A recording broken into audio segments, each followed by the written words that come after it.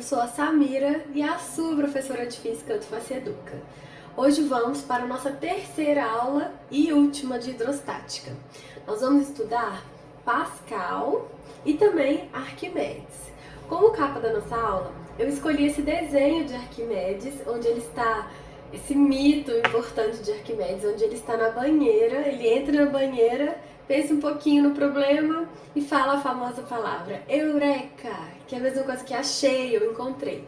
Chegando lá, eu vou explicar direitinho para vocês. Vamos comigo?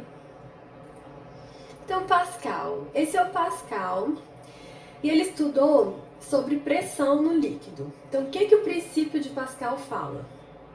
Se houver uma variação de pressão em um elemento de área no interior de um fluido em equilíbrio incompressível, ela se transmitirá integralmente a todos os outros demais elementos da área do fluido.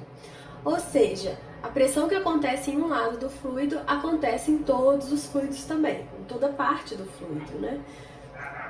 Então vamos ver como colocar isso em prática. Então aqui eu tenho como se fosse um vaso comunicante. Aqui eu tenho uma área pequena, área 1, e nessa área 1 existe uma força F1. E do outro lado eu tenho uma área 2, que nesse caso é maior, e está sendo feita por ela uma força F2. E aí existe a relação entre essas forças e áreas. Então a força 1 sobre a área 1 é igual à força 2 sobre a área 2, né? Então, essa área daqui, ela pode ser, por exemplo, um êmbolo.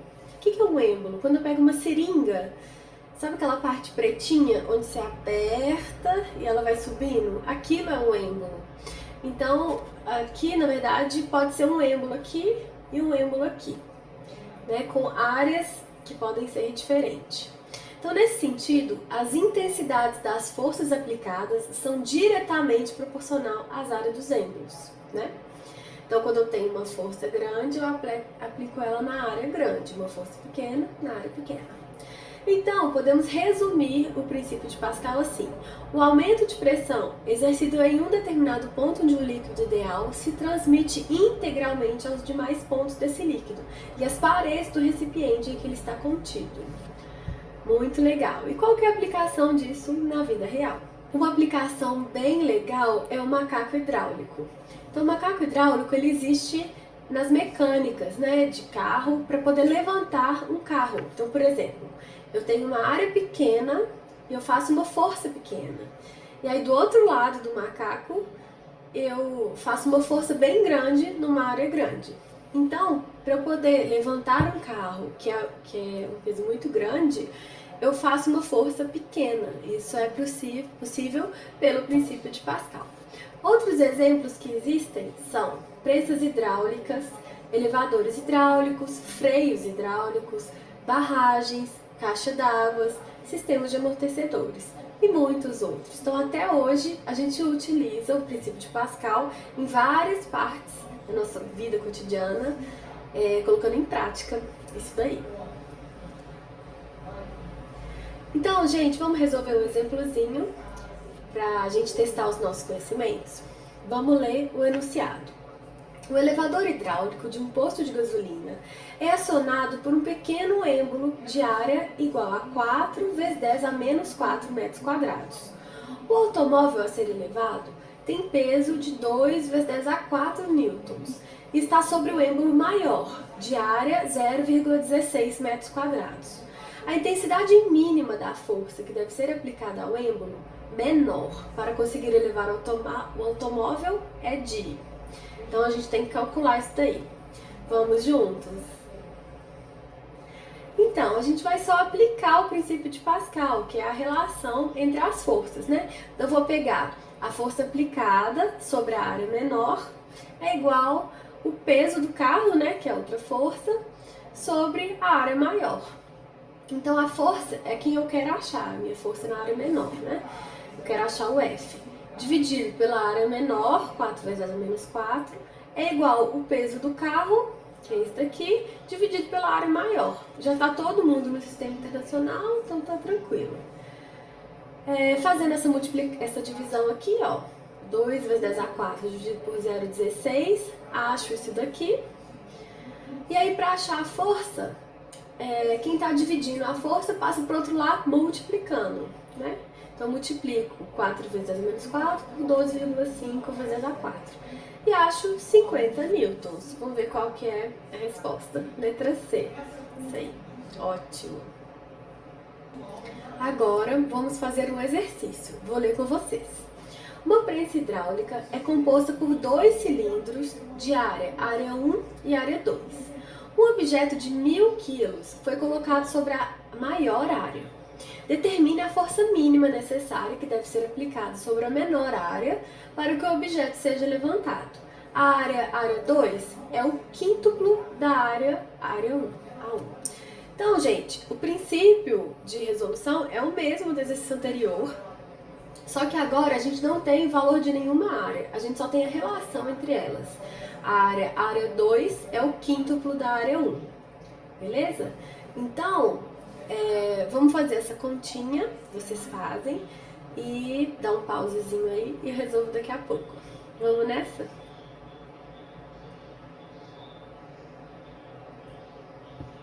Então vamos lá, gente, pra gente resolver esse exercício. Então, para isso, a gente vai usar também o princípio de Pascal. Uma força sobre a área é igual a outra força sobre a outra área, né? A força 2 corresponde ao peso do objeto. Só que nesse exemplo, ele não me deu o valor da força pronta, ele só me deu a massa em quilogramas. Então a gente tem que lembrar lá da física do professor Daniel, que para eu calcular uma força, a partir da massa, eu tenho que multiplicar pela gravidade.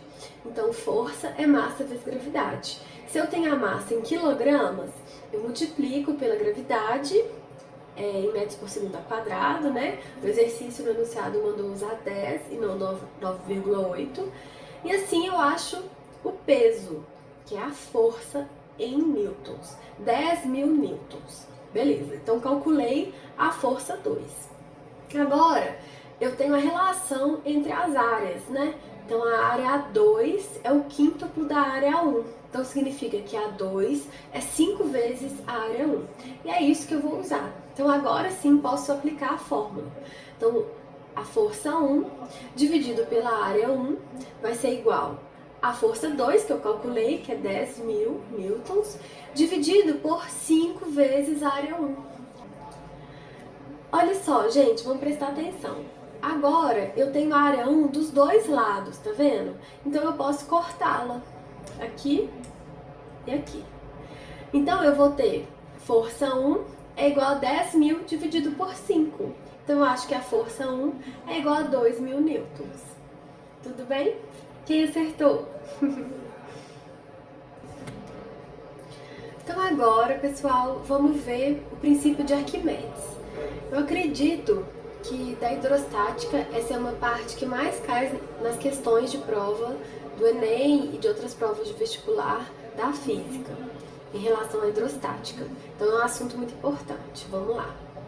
Bom, esse aqui é o Arquimedes e com ele aconteceu uma coisa muito legal, muito surpreendente. O Arquimedes era muito amigo de um rei. E aí o rei chamou Arquimedes lá e disse: Arquimedes, tô com um problema para resolver e acho que você pode me ajudar. Então o que aconteceu? O rei pegou uma quantidade de ouro e entregou para Ourives, que é o profissional que faz joias, né, essas coisas, e pediu para ele fazer uma coroa com aquele ouro. E aí quando o Ourives entregou a coroa para o rei ficou na dúvida se o Ourives tinha usado todo o ouro para fazer a coroa ou se ele tinha pego todo aquele ouro, feito uma parte com ele de uma coroa e a outra parte ele tinha ficado para ele. Então o rei ficou com essa dúvida e chamou Arquimedes. E aí falou: Arquimedes, você resolve isso aí para mim. E aí o Arquimedes foi para casa e ficou encucado com isso, né? Falei: gente, como que eu vou resolver esse problema?